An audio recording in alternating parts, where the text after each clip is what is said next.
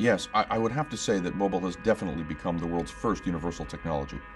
While I think we have seen other technologies take off in some markets in some ways, but mobile is really available everywhere, from Nairobi to Delhi to Sao Paulo. In fact, in many places, mobile adoption has outpaced electronic payments.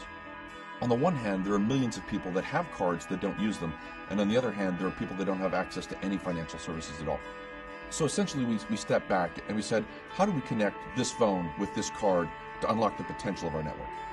We know that consumers and merchants want a more flexible alternative to cash. In developed markets like the US, there is a strong focus on NFC and using smartphones to pay at the point of sale. In developing economies, mobile is addressing more fundamental challenges.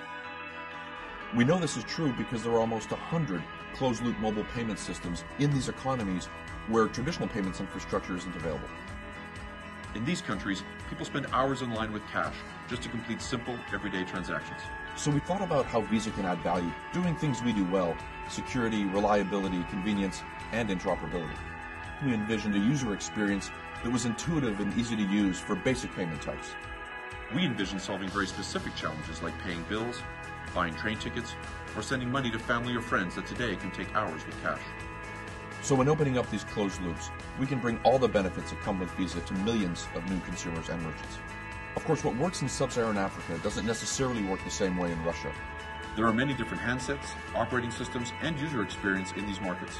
Our goal is to make any transaction on any device safe, easy, and reliable.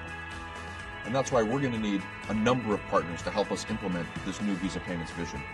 We've recently acquired Fundamo, a leading provider in mobile wallets in emerging markets, but we're also extending our commercial agreement with Monetize that's working with us to extend mobile banking to payments in the US and other markets.